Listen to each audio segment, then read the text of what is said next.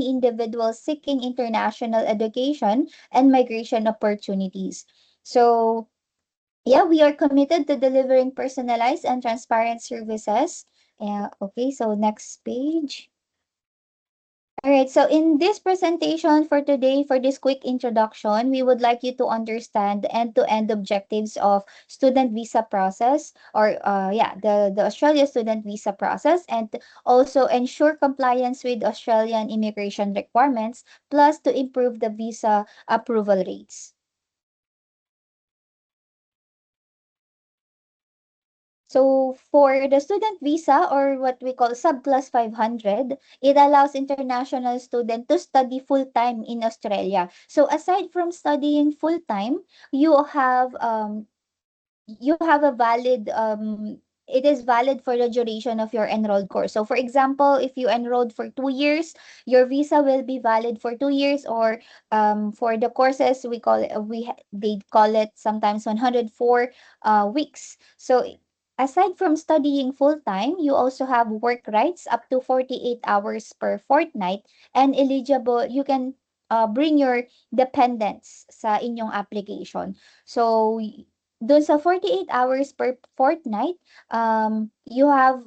you can choose whatever part-time you would like to work po. So, bahala kayo kung anong work yung gusto nyo. And just to give you a heads up, sa Australia, hindi uso po sa kanila yung nag-aaral ng full-time Monday to Friday or Monday to Saturday. So, only few days lang po ng week. Sometimes 3 or 4 days ang kanilang classes. And also, aside doon, 3 hours. So, hindi din siya sometimes hindi din siya whole day. So, depende po yun sa institution. So, later on, malalaman natin kung paano yung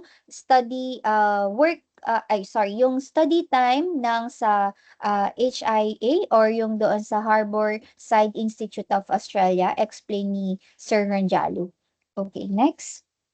So for documents, the required documents for first assessment. So once you message us or inquire to us, we only need the resume, transcript of records, passport, and diploma. But you can initially submit your resume so we can initially assess your background.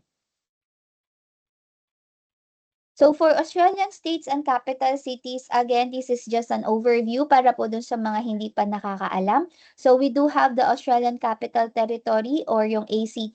Diyan located po yung Canberra, which is the capital of Australia.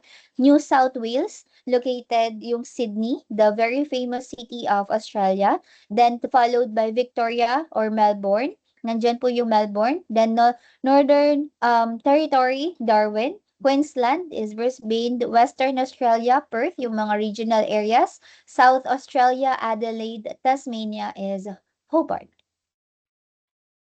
So these are some courses offered in Australia. So this is just a few courses na ino-offer sa Australia, pero marami pa po yung courses na pwede nyong e-explore once na nag-study po kayo sa Australia. So meron tayong mga skilled courses and yung mga professional courses. We do have information technology, project management, automotive, carpentry and painting, kitchen and hospitality management, age and disability care, early childhood education, civil construction, and of course, the healthcare and nursing courses. So, kung interested po kayo or wala dito yung gusto nyong course, you may reach out to us and inquire kung available yung course na yun sa Australia. So for level of education, they also have the diploma, bachelor's, and master's. So sa diploma courses, we will be discussing it on the next page. For diploma courses, who can take diploma courses? Those graduate of year 10 o the old curriculum. So if graduate ka po ng 2015 ng fourth year high school pa yung tawag natin. So allowed pa po kayong mag-take ng diploma sa Australia. If graduate naman po ng senior high school, yung year 12 natin ngayon, you can also take diploma. And also if you are a bachelor's undergraduate. So, if hindi pa kayo tapos mag-college dito sa Philippines and or hindi nyo pa natapos yung college nyo dito sa Philippines, so you can also take a diploma course or yung tinatawag nating VET courses. So those VET courses, yung vocational courses yan sa Australia, and pwedeng-pwede yan i-take nung mga, yan, year 10, year 12, and bachelor's undergraduate. Now, next is the bachelor level, or what we call the higher education. So here, first sa bachelor's, again, yung year 10, yung mga gustong magtuloy ng bachelor's degree nila sa Australia, but graduate sila dito sa Philippines ng fourth year high school, yung old curriculum pa, pwede din po kayo mag-take ng bachelor's degree sa Australia, and also yung mga kakagraduate lang ng year 12 or yung mga senior high school natin, and also yung mga bachelor's undergraduate dito sa Philippines. So gusto nyong ituloy yung bachelor's nyo sa Australia, mas better. So just inform us po. Then another higher education level is the master's degree or yung master course. So sino yung mga pwede mag-take nito? Those who graduated bachelor's degree. So, kung graduate ka na po dito sa Philippines ng kahit anong course, pwede ka na pong mag-master's sa Australia. Okay? So, next. So, ano naman yung student visa process and steps? So, this is just an overview para lang po magkaroon kayo ng idea kung paano yung process natin pag nag-a-apply ng student visa. Okay? So, first step is student assessment and profiling. So you need to submit the 4 basic documents or at least resume. As I've mentioned earlier, resume is important para po ma-assess namin yung inyong background, yung skills nyo, background nyo sa study, background nyo sa work. So, aside doon, need din natin makita kung ano yung study gap nyo, yung work gap nyo, because we have to explain it during sa application. So, ang significant months na dinedeclare namin as gap is 3 months. So, up to 3 months, if meron kang gap sa study and sa work, so we have to explain it, bakit kailangan may gap. Then, again, align career goals with course selection. Of course, this is very important. Hindi tayo pwedeng mag-apply lang sa Australia na gusto natin, basta-basta. So, we have to align the course with your goals and also with your experience. So, after that, we will be providing you a study option. Study option, the school, the course, the tuition fee, and the initial tuition fee deposit. So, that will be included on your study option. You just have to choose whatever school and course na gusto mong i-take. Okay, so the next one is the course and institution selection. So earlier I've mentioned, pag nasend na namin sa iyo yung study option, you have to choose yung course and institution selection mo. So kailangan related siya or meron siyang connection doon sa academic mo, academic and working background. And also, those schools and course na sinasuggest namin sa inyo is mga CRICOS registered institution only. So, pag hindi sila registered, hindi namin sila nire-recommend sa aming mga student. Lalo na pag bago pa yung school. So, sa intake class, it starts. Depende po sa course to, depende sa school kung nag-o-offer sila nito. So, other schools offer monthly. Ito yung kung kailan magi-start yung class. So, unlike dito sa Philippines, meron lang tayong sinusunod na isang start date nung school year. So, some schools or sa public, for example, they've started their classes last July 1st or first week of July, while others sa private institution dito sa Philippines, they started classes this July 13 or the next week of July. So, it depends. Pero sa Australia, iba-iba yung start ng class nila. So, meron silang start ng class monthly and quarterly. Meron din naman yung twice a year yung start ng class nila. So, depende po yan sa school. Then, tuition fee and payment terms. So, later on, i-help tayo ni Sir Ronjalo to express or to explain yung kanilang tuition fee and payment terms sa Harbour Inside Institute of Australia. So sa other school, if you want to explore other school naman, you can also send us a message para ma-assist namin kayo. But again, later, ipe-present ni Sir Ronjalo yung kanilang payment options or yung kanilang tuition fees. So dito din, sa course and institution selection, you have to consider yung visa risk because if hindi relevant yung course and skills nyo doon sa skill background nyo or work background nyo sa kukunin yung course, baka mataas yung chance na ma-denied yung visa natin. So very important yan na step. Next step is English test. So since Philippines is under level 3, we have to take PTE or IELTS exam.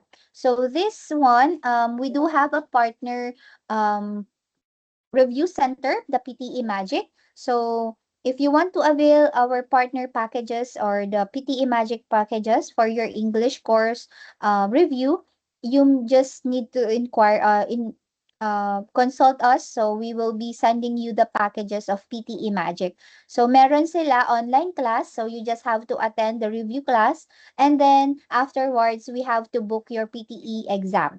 So that PTE exam is, you can only take the exam only on accredited testing centers. So meron sa Manila, sa Baguio, sa Cebu, and sa Davao. So limited lang yung mga accredited testing centers natin sa PTE. Why I highlight PTE? Because mas madali siya compare sa IELTS. And ang Australia ay tumatanggap ng ng PTE, PTE as English, proof of your English exam. So, yun, mas madali siya sa IELTS. So, kaya nire-recommend namin na i-take yung PTE instead of IELTS.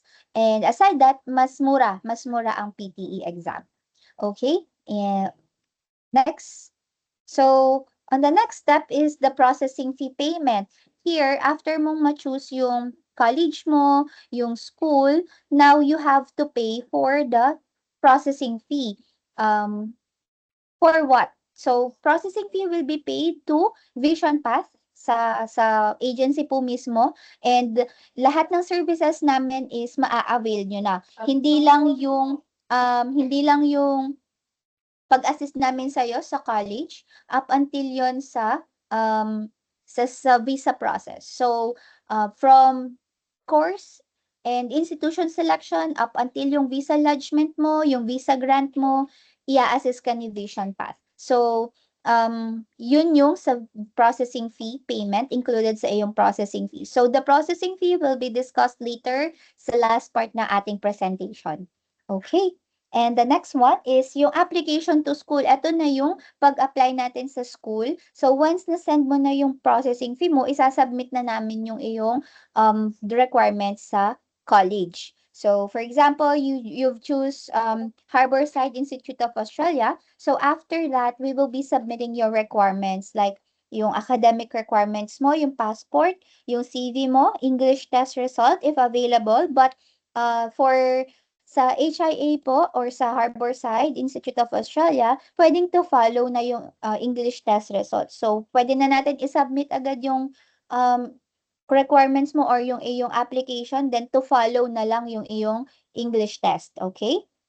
So, after that, we will be waiting for your offer letter and we'll go to the next step, which is the GS statement interview or the genuine statement interview. So here, this is part of Vision Path service. We will be providing you a guide on how to write your genuine student statement. So we are conducting a GS statement interview para po alam namin kung ano yung isasuggest namin sa inyo. So just a quick background or overview of what is genuine student statement. Ito yung letter natin sa Immigration of Australia. So sa Australia, there is no interview sa embassy or sa immigration officer face-to-face. Ito lang yung magiging parang interview mo na. So, very important siya kasi kapag may tanong si visa officer, hindi ka makakasagot. Hindi ka na makaka-response. Unless magbigay sila ulit ng letter for clarification. Pero we have to submit itong genuine student statement mo complete brief but complete, and the documents, the supporting documents are presented as well. So, dito naman sa interview natin, very informal lang 'to. Magtatanong lang naman kami sa side nyo kung ano yung mga reasons kung bakit niyo gusto mag-apply sa Australia. Then, i-help namin kayo i-present yan sa visa officer. So after that, we will go to the next step. That is the offer letter. So the offer letter, once the offer letter is received and the conditions met. So for example, na-submit na natin yung English test mo, meron kang proof of funds or show money. So I think sa Harborside Institute of Australia. Later on, we will be asking Sir Ronjalo if nagre-require sila ng proof of funds or show money during the application sa college. So, then we will send you the offer letter. Yan na yung offer kung saan nandiyan yung tuition fee nyo, yung terms, and yung guidelines sa course mo. Okay? Then, once you sign the offer letter, you will now pay for your tuition fee deposit. So, like here in the Philippines, we are paying tuition fee deposit para maging officially enrolled tayo. Same yan sa Australia. So, you have to pay a portion ng iyong tuition fee para ma-consider ka as enrolled student nila. So, they will be issuing a certification or confirmation of enrollment once you pay for the tuition fee deposit. So, yung mga nagtatanong diyan, "Paano 'pag na-refuse yung visa namin? Paano na yung tuition fee deposit namin?" So, for that, the tuition fee deposit, if the case or if the reason is visa refusal or wag naman sana, of course, hindi naman yun yung ating gino-goal dito. So, after that, if mag-refuse tayo, ire-refund po yan ni college. So, yon, basta ang reason natin is visa refusal. So, i-refund po ni college yung ating visa o yung ating tuition fee deposit. So, also, we want to be transparent. That's why we want student or our clients to pay directly to the school. Hindi na po yan dadaan sa Vision Path. Hindi nyo na po kailangan i-send sa amin, sa bank ni Vision Path or any employee ni Vision Path. Basta direct na po kayong magbayad sa school para po kayo po mismo alam nyo kung magkano yung binayaran nyo, equivalent dun sa AUD to peso. Okay, then the next one is once you paid for your tuition fee, you will be accepted now or acceptance and COE issuance yan ng college. So here, once meron ka ng confirmation of enrollment, tutuloy na tayo sa next step, which is yung pag-purchase ng iyong insurance. So, yung next step natin, next page please. Ayan, purchase of insurance or yung ating OSHC. Yan yung required sa mga international students sa Australia because of course once you paid for your insurance, magiging covered ka na. So kahit ano man yung mangyari, magkasakit ka sa Australia, you will free yung pampagamot mo doon. So covered yan from start ng class mo hanggang doon sa end ng class mo. So, i-assist ka namin kung paano mag-purchase ng insurance, yung ano yung coverage ng insurance mo, and also ano yung period ng insurance. So, again, ikaw din yung direct na magbabayad ng insurance mo. You don't have to pay Vision Path. You can just directly pay po sa insurance provider na is-send namin sa'yo. Okay? Then, next is the lodgement documents preparation. So, eto na yung ano natin, nasa dulo na tayo ng ating process. So, kailangan na natin mag-prepare ng iyong documents para sa visa application. Magsasubmit na tayo sa immigration ng application. So, ano yung mga kailangan? So, yung top 1 na kailangan natin i-prepare during lodgement preparation is your proof of funds. Ito yung mga bank statements mo, proof na kaya natin mag-aral sa Australia, so kailangan yan ng visa officer. Bank statements, at least 3 months old yung bank statement na lalabas doon, and yung bank certificate para makita yung iyong bank balance. And then, if you will be having a sponsor, that's fine. You just have to provide income ng sponsor and employment and also other supporting documents ni sponsor na ipoprovide namin yung complete list once nandito na tayo sa part na to, okay? And then, list of lodgement documents, it will be, yung civil documents mo, kailangan din natin yan, and proof of identification. So, once complete na lahat yan, dun na tayo, we'll go to the next step na. Okay, which is the final documents review. So we will help you to create your immigration account. We will help you to complete the immigration form. We will also help you to check and arrange yung iyong documents. So, lahat po yun kasama sa service ni Vision Path. So, kami na po bahala lahat dyan. I-assist po namin kayo dyan. And then, again, we will not submit your application unless na-review nyo po siya. So, yung GSS statement nyo, isi-send namin sa inyo. And then, yung mga documents, yung IMI forms nyo, ipapakita po namin yan lahat sa inyo bago natin isubmit yung application. And you have to pay for the visa application. Okay? So, let's see the next page. Okay, so here the online visa lodgement, after natin masubmit na yung ating application, magbabayad po kayo ng application, visa application. So how much is the visa application? Now it's around 2,500. Before it's just 2,000 AUD.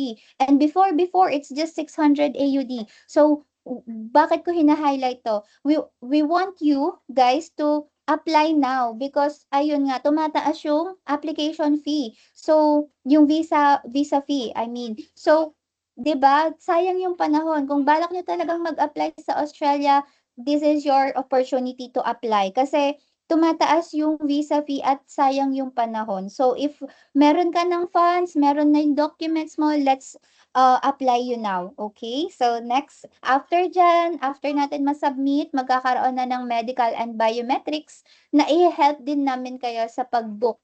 So, ayan. That's after lodgement. So, after medical examination, so sa visa decision and pre-departure orientation, once mag-grant yung iyong visa, once mag-grant yan, i-help ka namin i-assist kung ano yung mga kailangan mong gawin bago ka pumunta ng Australia. So, after that, next please. Okay, so this is the estimated expense breakdown. I suggest everyone to screenshot. This is just the breakdown estimated. Estimated lang po ito, hindi po ito final.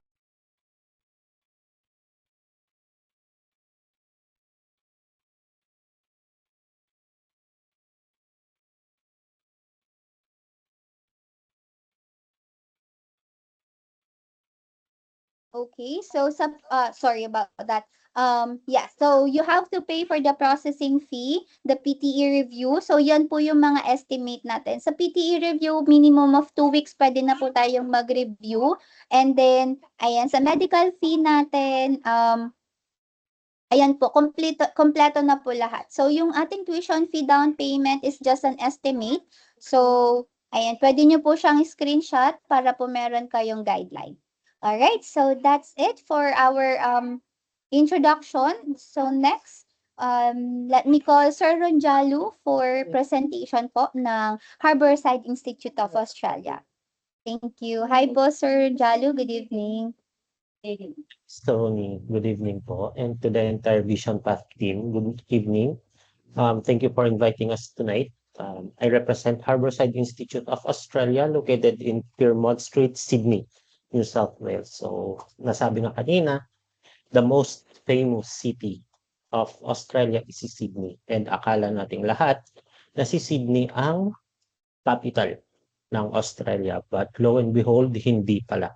So, thank you for gracing us with your presence sa ating mga viewers on the Facebook Live and our attendees here on Teams. Thank you so much. You are one step closer already to your goals of studying in Australia. And please lend me your ears for the next, I think this is about just 25 minutes of your time.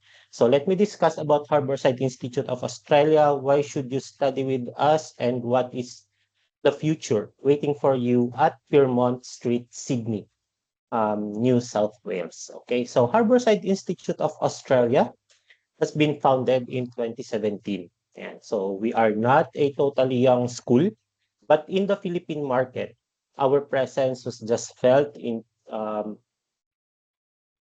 maybe January na talagang nag-full on marketing kami dito sa Philippines. Although we have been recruiting from the Philippine market slowly under the shade of larger institutions. Ayan. So we offer courses in IT, early childhood education and care.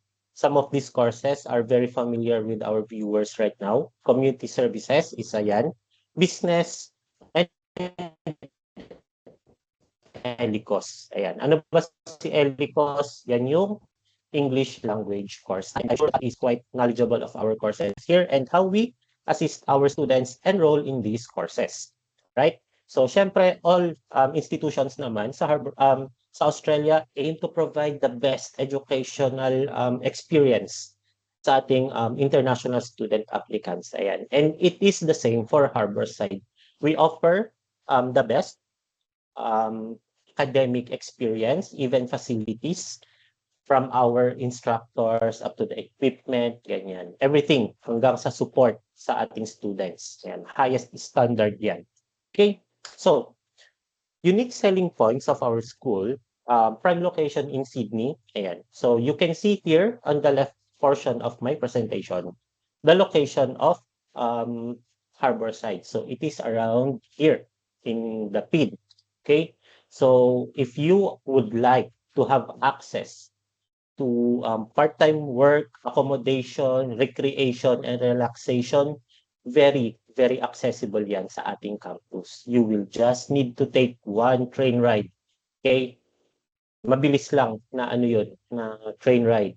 Okay? Papunta sa mga major shopping areas, major na pasyalan, ganyan. Okay, so 3 minutes lang from Darling Harbor, which is this area around Sydney Opera House. Yan, malapit yan dyan. Diverse course offering, ayan, practical and in-demand skills. So right now, syempre, tayong mga Filipinos, we really like to know our options. If after studying ba, do we have the opportunity to stay further and work under the course profession that we studied? Ganyan. And we also offer flexible study options for busy students. Since kanina po, na-discuss naman ni Ms. Tony about the um, work, di ba? Work opportunities while you are studying, part-time tayo. 40 hours per fortnight, or that is a duration of 15 consecutive days. On top of that, pagdating sa mga school break, or what we call here in the Philippines is SEM break, or term break, for those na mga tri-SEM ang school, meron din kayong unlimited working hours. Okay? So, we say unlimited kasi technically, yun talaga siya. However, we always advise our student, wag mo namang bugbugin yung sarili mo for the sake of earning money. Okay? So, kung yung work mo is a desk task, di ba? Kunwari, admin ka, then hindi naman physically taxing, hindi nakakapagod yung trabaho mo, maybe you can work at 10 hours, ganyan, mag-extend ka. Pwede yun. Pero wag mo namang susulitin na more than 10. Kasi ultimately, ang visa mo is student visa and your focus should be your studies. Ano ka naman mag-aaral kung nagpakaalipin ka sa salapi because of your abuse of your flexible study options for the work. Diba? So, strong student support services. Ano ba ang kasama dito? Other than the services din na kino-complement with Vision Path. Okay? So, student support, makita lang ng instructor mo na nahihirapan ka sa isang unit pa lang, or for this matter, isang subject for Harborside, i-endorse ka na agad for remedial classes or support classes. And this is usually one-on-one. Okay?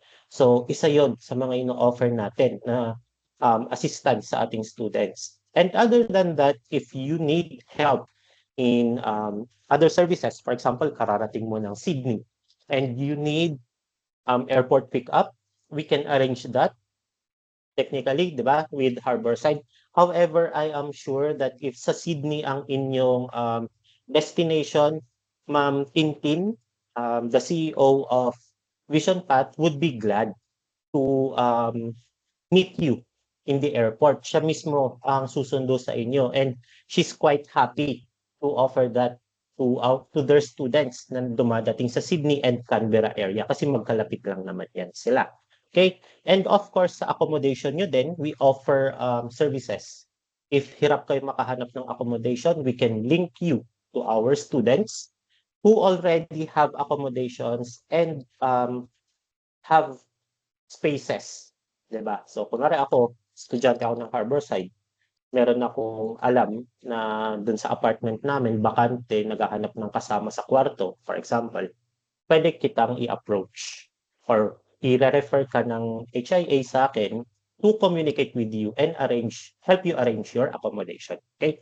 Pathways to higher education and career progression, isa din to na tinitignan natin, especially kung ikaw po ay year 12 or kanina sabi nila year 10, the old curriculum graduates na undergrad. Okay? So meron tayong articulation agreements with Canterbury Institute of Management. You can proceed to bachelor's degree or master's degree after your certificate or diploma course. So may progression na tayo. Hindi hihinto sa diploma yung inyong studies if you would like to maximize your goals or your opportunities in Australia. Ultimately, dapat ang goal natin makapagtapos ng bachelor's at minimum sana, di ba? Or master's sana, which can also offer you not only opportunities in Australia but in other countries kung saan may mas magagandang opportunity. Pwede din naman dito sa Philippines if dito talaga yung puso mo at gusto mong paglingkuran ang Pilipinas patungo sa kanyang kaunlaran, di ba?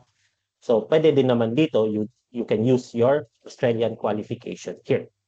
Competitive fees with value for money. By competitive, it doesn't mean na magko-compete ito sa income mo, na uubusin niya yung income mo. Competitive in this matter means that you will get value for your money.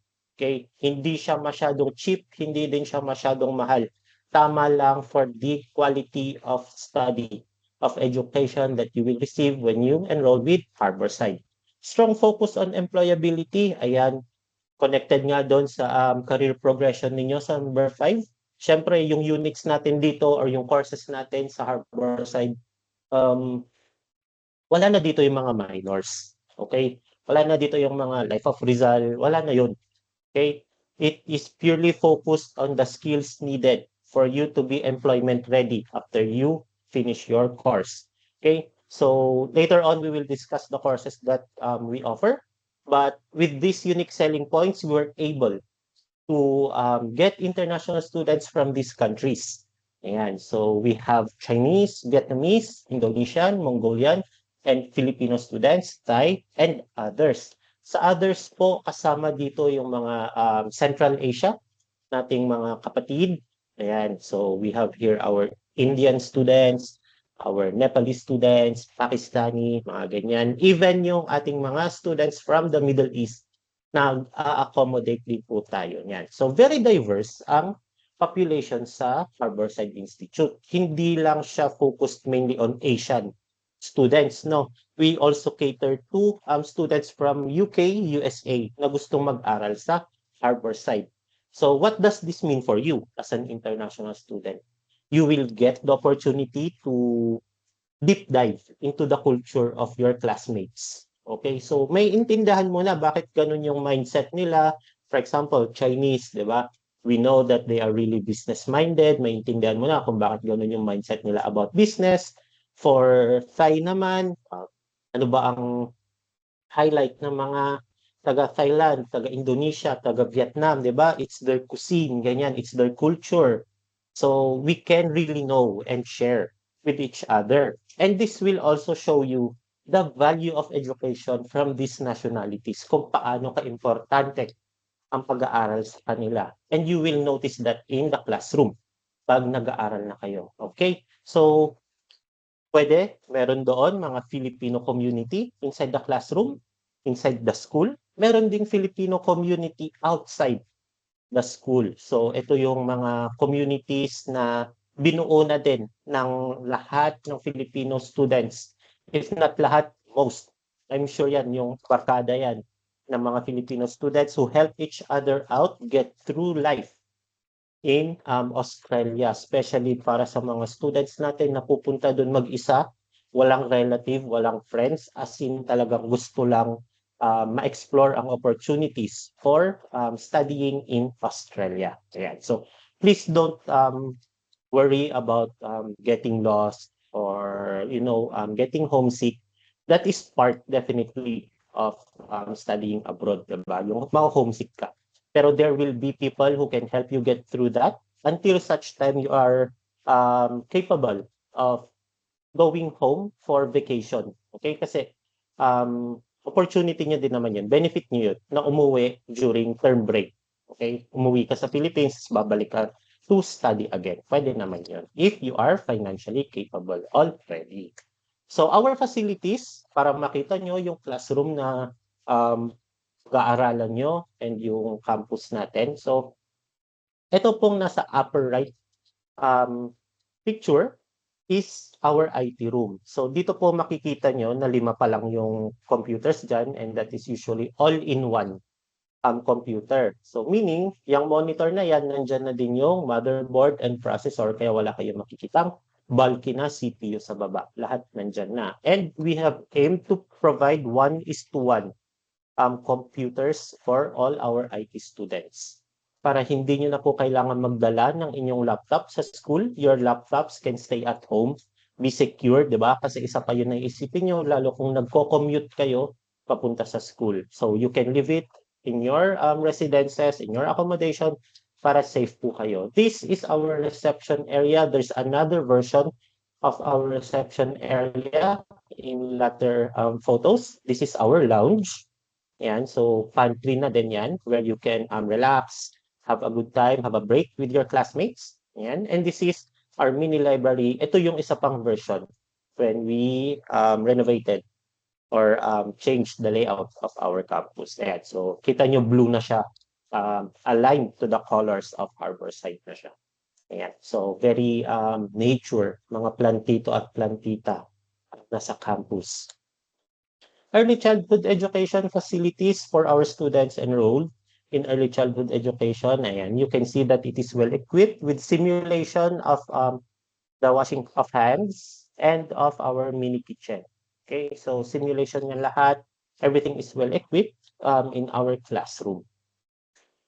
Ito ang iba sa ating students right now for early childhood. Ayan, so talagang pati yung activities ng students natin or ng pupils natin, they are trying it themselves. Kasi, for example, si ate, ating naka-jacket ng brown, hirap na siya sa assignment niya. Paano pa yung batang tinuturuan niya, di ba? So, she has to adjust yung kanyang pa-homework, di ba? So, ganon. You need to know the degree. And yun yung isa sa mga matututunan nyo sa Harborside pag nag-aral kayo ng early childhood education sa Harborside Institute. So, hindi lang sila nagbabanding inside the classroom, meron din kayong mga extra curricular activities, mga field trip, ganyan, as a class and as a group. Okay, so lahat yan matatry nyo sa Harborside Institute. Hindi namin kayo papagurin sa loob ng classroom. Dapat ma-enjoy nyo din. Okay, kasi yun yung life balance natin. So for individual support and aged care facility, kita nyo naman, high-tech na ating hospital bed. Papindot-pindot na lang, hindi na natin iniikot sa kaanan, yung pagtaas ng likod, ng paa, and everything. Simulation din ng restroom for our PWD, okay, pregnant, elderly, and kompleto po yan. Also, our machines for mobility, and so walker, we have our wheelchair, carrier, and kahit itong specialized chair na para sa ating ito kasi may na to meron na tong stand. If you notice this one, ito yung stand for the IV, ganyan, if kailangan ni patient. So jumping to the courses, and ito na yung details ng courses natin. So na-discuss po kanina ng Vision Path yung mga courses, different categories ng courses in Australia. So si Harborside, we offer VET courses, or this is the vocational education and training courses. Meaning, The same po ito ng mga NC2 natin sa Philippines. Okay? But here in Australia, or there in Australia rather, mas in-depth naman na siya. And of course, we cannot hide the truth that some countries are more equipped and more prepared than here in the Philippines. And that is also one of the reasons why international students choose to study abroad, particularly in Australia. So early childhood education and care, we offer certificate 3 and diploma. So may asterisk po yan. Meaning, the certificate 3 is a prerequisite of the diploma course. Okay? So meaning, dapat mag-certificate 3 ka muna before ka makapag-diploma regardless if you are an experienced teacher, okay? Particularly in preschool and primary education. Okay?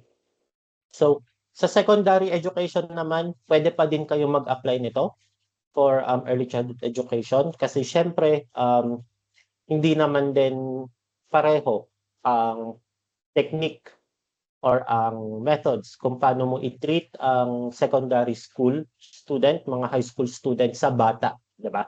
So, iba. Pwede kayong mag-apply nito for the matter of skill improvement. Meaning you're upskilling yourself. Pwede yun. Vision Path can help you explain that in the GS statement or the statement of purpose.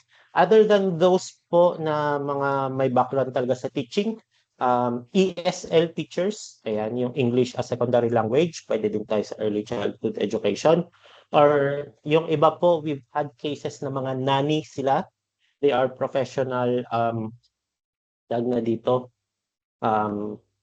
caretaker or sinasabi nating nag-aalaga ng bata, ganyan. Kunwari, nanny kayo, pwede pa din kayo mag-apply for early childhood kasi bata naman din yung inaalagaan nyo dun sa work ninyo. Community services, Certificate 3 individual support, Certificate 4 in aging support, and Diploma of Community Service. So these 3 courses, you can see na walang asterisk si community services because you can enroll this na standalone. Okay? By standalone meaning pwede kayong diploma lang. Walang aging support or individual support.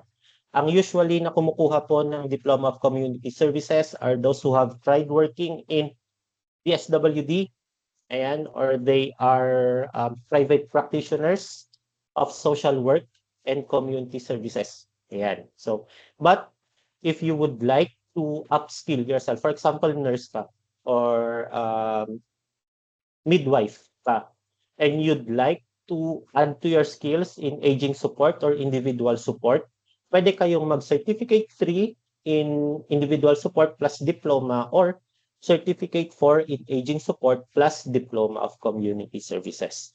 That will be for 3 years kasi i-add natin yung duration nito, 1 year plus 2 years, and then i-add din natin yung tuition fees nila. But this will be your tuition fee for 3 years and you will not pay that ng minsanan upon application. Meron tayong tinatawag na tuition fee deposit para sa inyong enrollment which has been discussed as well kanina, and percentage lang siya nung entire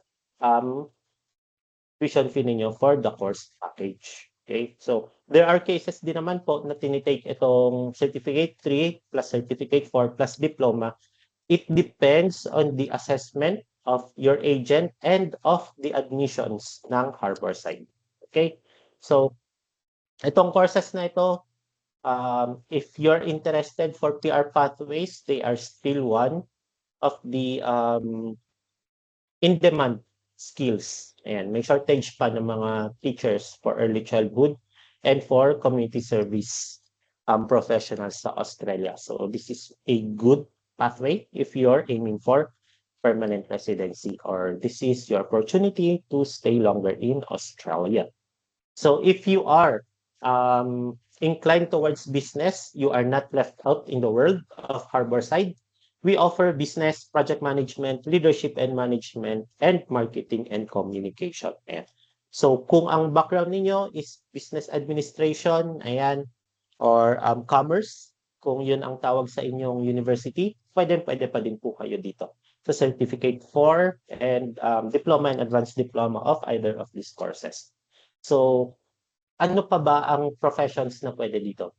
Pwede din ang engineers dito, especially yung mga industrial engineer natin and even licensed engineers. We accept licensed engineers sa project management, okay? Kasi they can be contractors in the future or project team lead in the future sa kanilang career, di ba? So project management will help equip them business side of engineering naman. Kung paano nila mababudget, ganyan and everything, if not taken. Although I'm aware na meron namang courses or units sa engineering sa Philippines na matatakol yung mga ganito, costing, ganyan, budgeting, ganyan. But not in depth as the project management course of Harborside. If you are into content creation or for example, isa kang affiliate sa social media, okay, sa blue app, sa yellow app, ganyan, sa ano ba si ano, yung isa si TikTok, ganyan. O pwede kayo sa marketing and communication. Pwede kayo diyan. Certificate 4, diploma and advanced diploma. So, Certificate 4 is a prerequisite of the diploma. Kailangan mong pagdaanan yung dalawang yan. Okay? Pwede mo ding ituloy to advanced diploma. So, 3 courses yan na pwede mong kunin. For leadership and management and business, very broad ang qualifications for these courses. Any background pwede dito. Okay? So, pwede ka maging teacher, tapos business owner ka, pwede ka diploma of business or leadership and management. It's up to your purpose of studying, which I'm sure Vision Path can help you identify kung medyo naguguluhan ka pa. The expert guidance of Vision Path can assist you to decide on what course. Other than this, IT, ayan, isa ding course na in demand, especially yung skills ng telecommunications and network engineering. I'm sure you've heard of other specialization in cybersecurity. Ayan, meron din. But we chose telecommunications network engineering. Kasi telecommunications, matagal pa yan na mawawala sa trend. Okay? So si cybersecurity naman, while indeed it is needed in the current state of our internet world, okay? Pero slowly, select regions na lang ang may demand for cybersecurity. So we chose telecommunications. Sinong pwedeng mag-enroll sa IT? Pwedeng mga BPO employees. Siyempre, especially kung IT account yung hawak nyo, pwede tayong mag-enroll. Of course, IT students, software developers, yan, pwede yan sa ating mga students. So, kung this is in your interest, you can definitely enroll. Graduate Diploma of Management Learning, another course that is famous for Filipinos. It is a course na kinukuha ng ating students who are qualified for masters but not yet afford. Okay? Hindi pa afford. Grabe yung grammar ko doon, maling-mali. Who cannot afford the master's degree? Kasi it is almost 2 times ng tuition fee na nakalagay dito, yung 1 taon ng master's degree. Okay? So, but master's is the best course you can if you have bachelor's now. Master's talaga ang igogo mo. This is for students na talagang hindi ba afford pero would like to know or would like to explore there's study opportunities. So ano bang meron sa Graduate Diploma of Management Learning? This course, I had the misconception about this course earlier in my career. This course actually focuses on teaching the student to be a trainer. Kaya siya may parenthesis learning. It will teach you on how to be a trainer sa inyong workplace. Kumbaga, nandun ka sa training and development department ng inyong company. Okay, so public speaking, ganyan, strategic planning, mga ganun na ang inyong mga courses, okay, or mga units dito sa course na ito. While it can still give you the opportunity to be promoted, di ba? Kasi syempre, kung kaya mo nang mag-train ng newbie, di ba? Or ng team members mo, it means you're ready for a senior role in your company. So, pwede pa din ito. for a broad number of professions or courses, okay, sa ating mga students. So kung graduate ka man ng healthcare, pwede ka dito. Lalo kung employed ka tapos you're vying for supervisor or manager level, di ba? Engineering, pwede ka dyan. Teaching, pwede ka din dyan. Okay? So, kahit ano pa yan na background mo, pwede ka mag-GDML. Okay? So, those are the current courses that we can offer to our students. Ayan, kasi nga si Cricos ay nagkaroon ng policy to hold new applications for new courses for institutions like Harborside, no? Yung mga vet institutes excluding TAFE.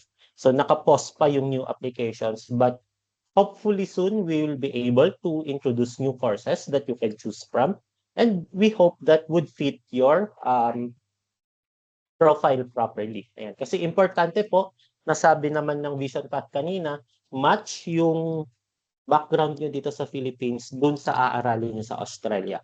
Kasi importante makita nila yung progression mo, okay, dun sa career mo. Hindi pwedeng engineer ka ngayon tapos gusto mo maging early childhood teacher sa Australia. Parang napakalaking disconnect. And there will be issues arising, especially kung sketchy, parang lalabas sa kanila, ay, ang ginugol lang nito PR, hindi to genuine na student. And it's hard to contest that, especially kung lumabas na yung decision. So, we need to believe our counselors and our agents here at Vision Path. Ano, pag sinabi nilang, ma'am, sir, ito po yung fit na course para sa background ninyo. Sinabi nila yon kasi they have experienced already lodging an application for that course. Okay, pwedeng nag-grant siya or pwedeng na-refuse siya. And of course, we must learn from our mistakes. Okay, so we also do not want you wasting your money. 2,000 AUD yun na babayaran ninyo for the visa fee. 2,500 for 2,500 yung sinabi na increase for general price for student visa.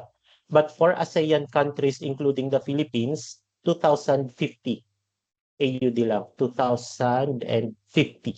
Okay? So, mas mura, 50 AUD lang yung nadagdag. Okay? For Filipinos, and dapat Philippine passport holder ka. Yun yung kanyang premise. ELICOS, ayan, we've had students from Vision Path na nag-enroll ng ELICOS. General English, if mababa ang iyong IELTS or PTE by 1 or 0.5, ayan, pwede tayo mag-enroll ng GE. I will discuss kung gaano kahaba ang GE ninyo later. Pero 200 AUD per week siya. So, right now, titignan mo yung price. Ang minimum dito, 5 weeks. So, 200 times 5, that's 1,000 AUD agad. Magkano na yon? 30 plus. Pag nag-retake ka ng IELTS or PTE, hindi ka pa abot ng 30. Diba? So, ngayon pa lang mapag-iisipan mo na kung gusto mo ba ng ELICOS sa HIA or magre-retake ka na lang muna ng PTE bago ka mag-apply sa HIA. Okay? Ayan. So, entry requirements, mandatory for all vet courses. Lalo ngayon na sinabi nga natin, level 3 ang Philippines. 18 years old and older. Ang older natin would top at 30, okay? But we give considerations to 32 to 33 years old, depending on the circumstance of the student. All right? So, safe ceiling, I can repeat, safe ceiling is 30 years old. If you are also aiming at the post-study work permit or opportunity after studying, kasi 32 yung cut-off nun. Kung 30 ka ngayon and mag-aaral ka for 2 years, sakto 32 muna pagka-graduate mo. So, maka-cut off ka na sa post-study work. Okay?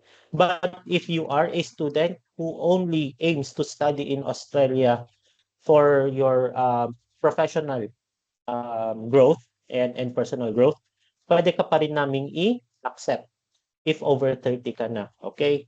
Yun. So, Australian Year 12 or equivalent, Australian Year 12, yung grade 12 ngayon, or equivalent, at least nakapag 2 years ng college. If hindi naman talaga nakapag 2 years ng college, as long as you had trainings after your high school, kunwari, nakapag-NC2 ka ng barista, nakapag-NC2 ka in social work, ganyan, or community service, or anything related to the course you're applying for, pwede pa rin po.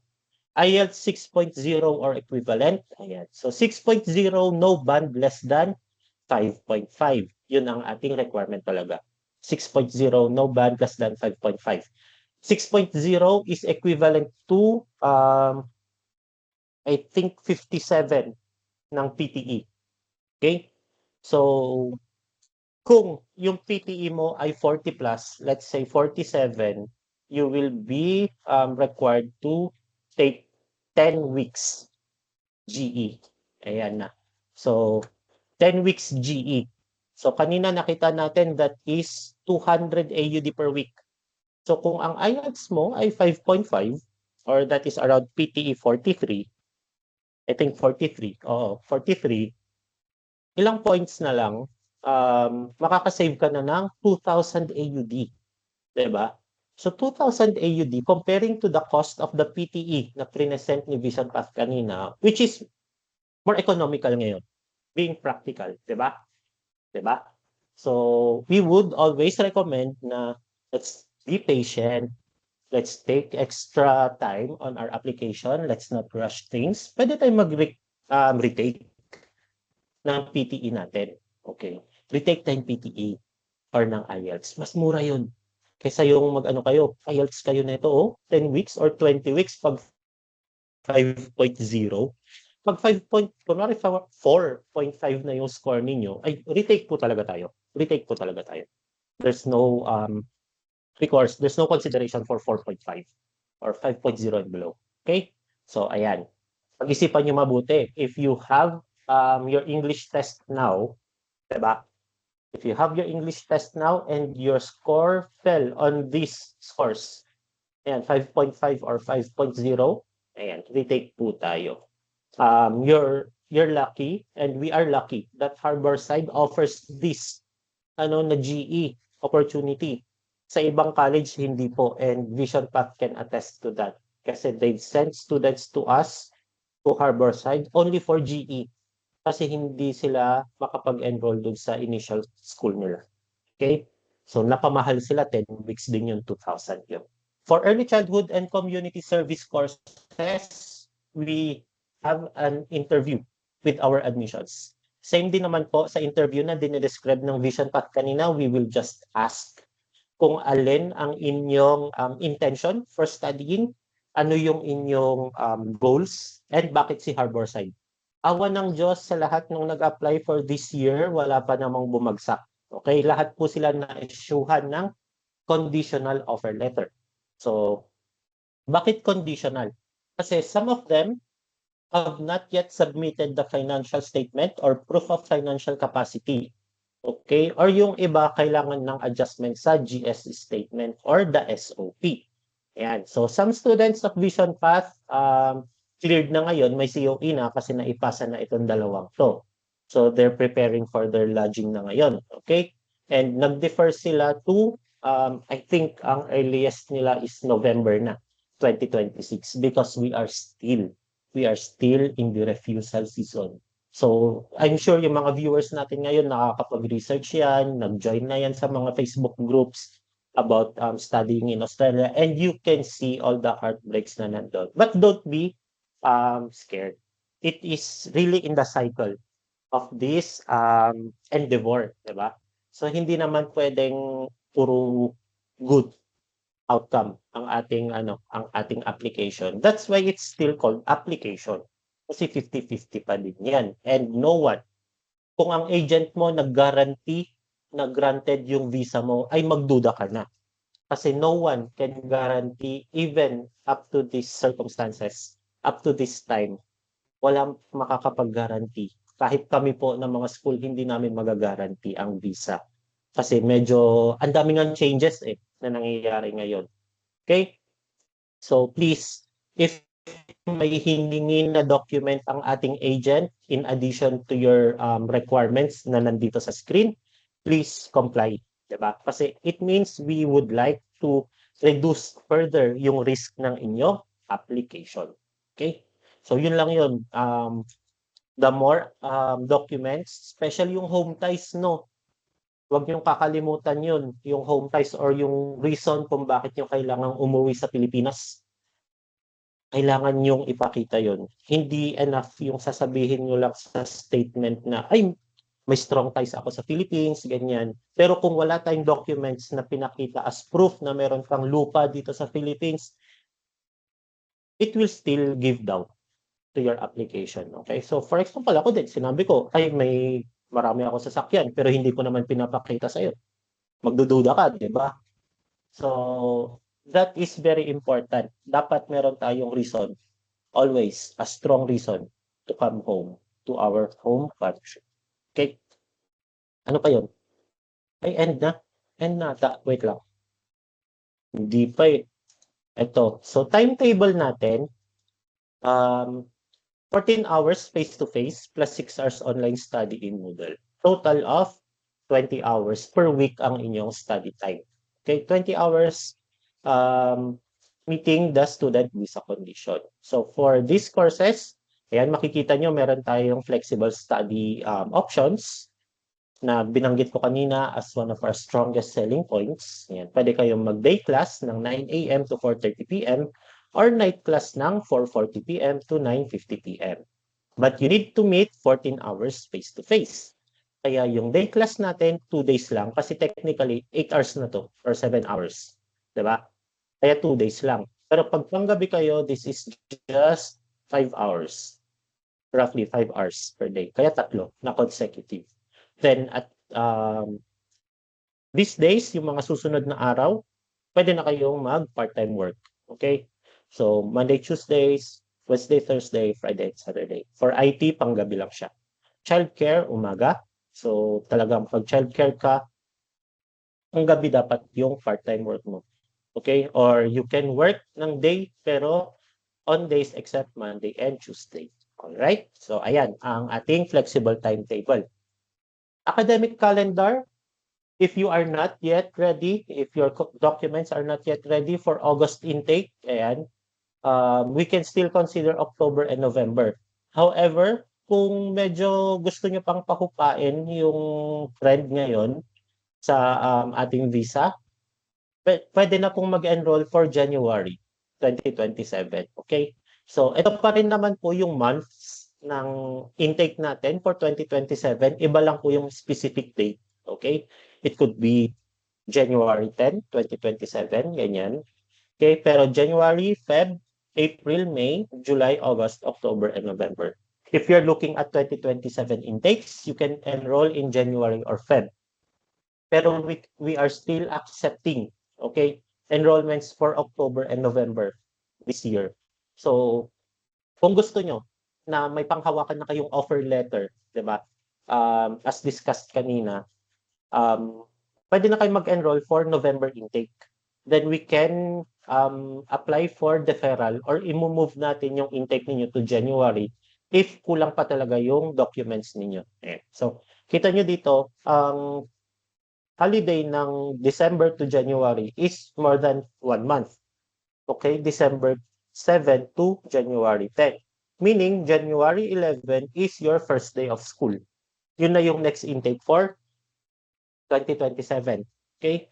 So, ang students natin ngayon sa Harborside, they are, ito patapos na yung break nila. June 8 hanggang July 12, patapos na yung break nila. Mag-start na ulit ng bagong intake. So, you can work full-time during this period. Ayan. Or ito, yung 1 month na to. Ang ginagawa ng ibang estudyante dyan, nag-work sila ng 2 weeks. From December 17, 2 weeks prior. Tapos uuwi sila para pag kinantsawan sila ng blowout ng kanilang pamilya or barkada, may panglaban sila, may bala sila sa holidays. Okay?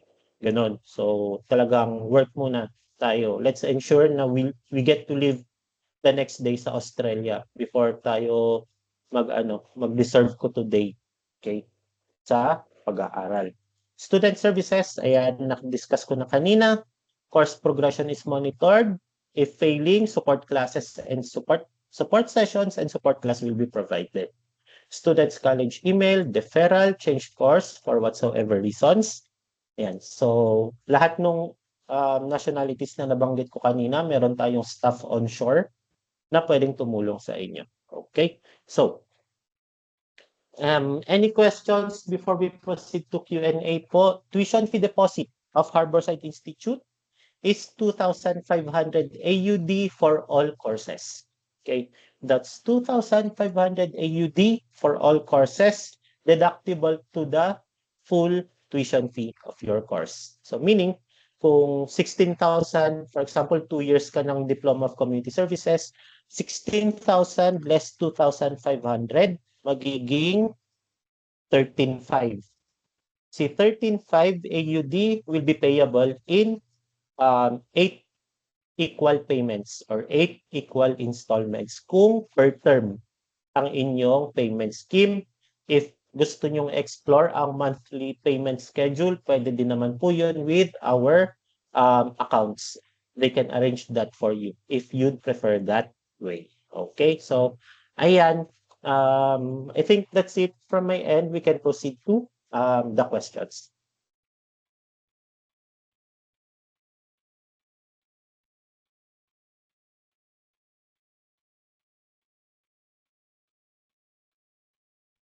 Okay, so thank you so much, Sir Ranjalu. So sa lahat po ng may mga questions, please feel free to chat po. And doon naman po sa nasa live, pwede po kayong mag-comment. Okay, kung wala naman pong mga questions, everyone, I think you can just message us po sa Vision Path, and kung may questions po kayo regarding sa Harborside Institute of Australia, you can also message us and tatanong na lang po namin directly kay Sir Ronjalo. Okay. So, question na lang sir para po sa for the sake of ng mga attendees and viewers natin. So, nagre-require po ba kayo ng financial documents po during application? Ayan. So, for the financial documents, Miss Tony, it can be sent later on in the application. Okay? So, pwede pa din silang ma-issuehan ng offer letter without the financial documents as long as the student can meet the requirement ng school. So, right now po, ang average kasi na nire-request naman for VET applications is around 40,000 AUD. At least, dapat umabot yung finances nila ng ganon. So, in relation to that, Miss Tony, the student can have a sponsor if talagang hindi pa siya capable to support themselves, di ba? Yung self-funding na tinatawag natin. Kung hindi pa niya kaya, they can be supported by their immediate family or relative as long as they are able to provide proof of relationship. Kunwari, tita yung magsusupport and yung tita na yon is kapatid ng mother mo, we need to request for the birth certificate of the student's mother and the birth certificate of the tita para makita na pareho sila ng parent. Ganun.